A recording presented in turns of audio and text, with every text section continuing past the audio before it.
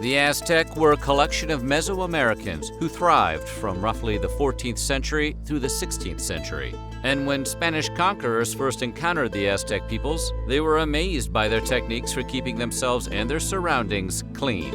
So, today we're going to take a look at what hygiene was like in the Aztec Empire. But before we get started, be sure to subscribe to the Weird History channel and let us know in the comments below what other hygiene-related topics you would like to hear about. Okay, time to get clean. Aztec Fresh. The Aztecs were the inheritors of ancient cultural traditions from their Olmec, Mayan, and Toltec predecessors. As such, Aztec hygiene practices reflected those ancient customs and continued their dedication to cleanliness and purity. Their concerns about personal hygiene and sanitation were interwoven with spiritual considerations. So the Aztecs far exceeded the standards of their contemporaries in this department. While London was still drinking out of the sewage-clogged Thames as late as the mid-19th century, the Aztecs, centuries earlier, were going to great lengths to provide clean water to the masses and rid the air of perceived pollutants. The Aztec peoples were well aware of how important water was to all aspects of life. This consideration led to the development of systems of canals in the empire's major cities. In Tenochtitlan, for example, the canals not only supplied residents with water, they were also a fully functional public transportation system. Conquistador Hernán Cortés commented that Tenochtitlan was big, with wide and narrow streets alongside half canals where they paddled their canoes. Canals that brought fresh water for personal use were lined with plaster, matched by accompanying networks to remove human waste and other detritus. Cortés recorded that alongside one of the city's causeways were two aqueducts made of mortar. Each was 2 paces wide and 6 feet deep, and along one of them, a stream as wide as a man's body carried very good fresh water into the heart of the city. The Aztecs drank from that stream, and the other, which was left empty, was used when the people wished to clean the first canal. The canals and aqueducts also effectively kept fresh and salt water separate, which was essential for both individual use and irrigation purposes. Another incredible benefit of the extensive water system in Aztec cities was the fact that it allowed for baths in private homes. While most Aztecs took cold baths, they also occasionally participated in steam baths for ritual purposes. An Aztec steam lodge, temazcal, was an enclosure with no windows that featured a heated floor dashed with cold water. It was built in accordance with long-standing Mesoamerican practice and was used for purification of the body after physical conflict to aid in healing, curing an illness, or serve as a site for women to bear children. Like most aspects of Aztec hygiene, the temazcal was connected to spirituality. The goddess of the steam bath was Temazcaltesi, a deity whose image was kept on display nearby. Tzalteotl, the 5th goddess, protected the entrance to the temazcal, overseeing the process by which people rid themselves of physical and spiritual grime. Aztecs didn't have soap in the modern sense of the word, but they did take advantage of the cleansing properties of numerous plants. For example, the roots and fruit from the copochocot, later called the soap tree by the Spanish, produced a lather that could be used to clean the body and clothing alike. The shuamoli plant, also known as the amoli, had similar properties. Described as being long and narrow like reeds, with a shoot and a white flower, it acted as a cleanser. The large, thick roots were used to remove hair, and the small, slender ones were used like soap. During the month of Autumn Ostli, the 16th month of the solar calendar, during which the rains fell by the grace of Tlaloc, Aztecs often avoided bathing their hair, body, and clothing as a sign of sacrifice and penance. Similarly, women didn't wash their faces while men were away fighting. The Badianus manuscript, also known as Libellus de Medicinalibus Indorum Herbis, or Little Book of the Medicinal Herbs of the Indians, is an herbal text from 1552 which records that the Aztecs had acute concern for underarm odor. The book recommended that when smelly and goaty, a person should enter a very well-prepared bath and there wash the armpits thoroughly. To kill the odors, it recommended washing with the pulverized plants chiavashiwit, a human and dog's bone recently removed from the body, and the juice of all well-smelling flowers and plants. Sounds like a Bath and Body Works lotion. To keep body odor away, Aztecs also applied deodorants that were made from ingredients like copal gum, amber oil, and balsam oil. To overcome the fetid odor of the infirm, patients were anointed with a perfume made of flowers, pine needles, and fruit. Women also wore perfume, presumably similar to the concoction applied to sick and injured individuals. Curating smells wasn't limited to the body.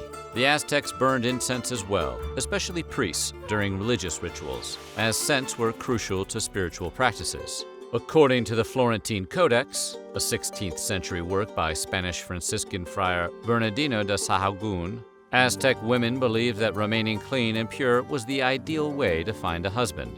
As one of the few first-hand accounts of Aztec society that survives today, the Codex contains insights into cultural traditions in the Aztec world. Among other things, this includes a father advising his young daughter to wash her face and hands, and to clean her mouth in the mornings, but never to wear makeup or put red on her mouth to look beautiful. The father added that makeup and paint are things that light women use, shameless creatures. If you want your husband to love you, dress well, wash yourself, and wash your clothes. According to Sahagún, courtesans, or women who dressed and groomed herself in order to please, used makeup and perfumes, including a yellow cream called ashen, which gave them a dazzling complexion.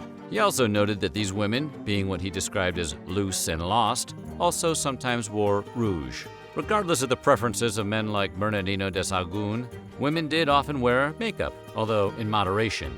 The most common cosmetic was ashen, a yellow mud of sorts spread on the skin. According to a contemporary chronicle, Aztec field surgeons tended to their wounded skillfully and healed them faster than did the Spanish surgeons. The quality of care administered on the field also carried over to everyday life. Priests and healers that practiced surgeries and bloodletting rituals to promote health also distributed treatments made out of oils, herbs, and other natural products to heal cuts of all kinds. Aztec healers trained in using herbal remedies to treat everything from headaches to coughs to low-grade infections. For example, juice from the nopal cactus fruit was used to reduce swelling, and bark from the len tree was mixed with wax, egg, and other herbs to treat inflammation and fever. They even used hair to suture cuts and scrapes and were capable of making casts. According to Friar Bernardino de Sahagún, the broken bones were carefully set and the limb placed between splints of wood, tied lightly with a cord. A plaster then was applied to the break, composed of gum of the ocoxotl tree and resin and feathers. The limb and the splints together were encased in a second covering of rubber-like gum.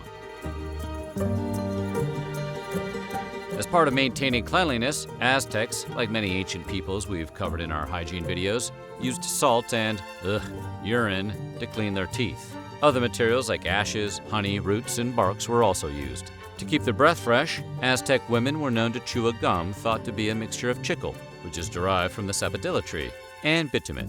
When Bernardino de Sahagún tried the substance, he found it gave him a headache. He also said that when a woman chewed chictl, the Aztec word that has become chicle, she made a clacking noise with her teeth, like castanets. As a remedy to toothaches and infection, Aztecs could rub charcoal on their teeth, but if the tooth problem got too advanced, removing it was a necessity. Luckily, that was something they could do safely and humanely. Dentists could pull a tooth, but not before applying a mixture of vinegar and snake venom.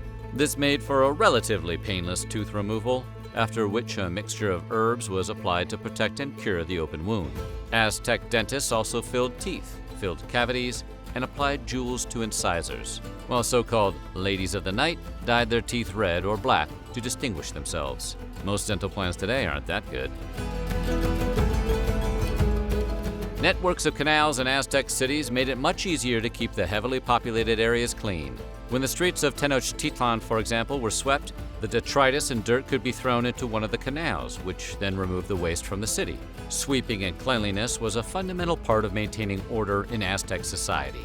Women swept their homes every morning as a way to honor their domestic space, while priests swept temples and schools to keep out unwanted and potentially threatening spiritual forces. Cities also had public toilets available, the waste from which would be collected and used as fertilizer. It could also be channeled out of the city by one of the canals or by other waterways, which helped keep human waste from contaminating the water supply. As Hernan Cortez explored Tenochtitlan, he observed establishments like barbers, where residents go to have their hair washed and are shaved. Hairstyles for men in the Aztec Empire varied significantly, with priests keeping long locks that were sometimes matted with soot, while common men wore their hair short. Boys were shorn until the age of 10. At that point, they grew out a patch of hair on the backs of their heads, which was only shaven once they'd proved themselves to be a successful warrior. Women could dye their hair using black mud or a green herb called shwikwalit that produced a purple shining in the hair. Some women shaved their heads completely, while older females, particularly mothers, had long hair, divided at the nape of the neck and pulled back with a cord.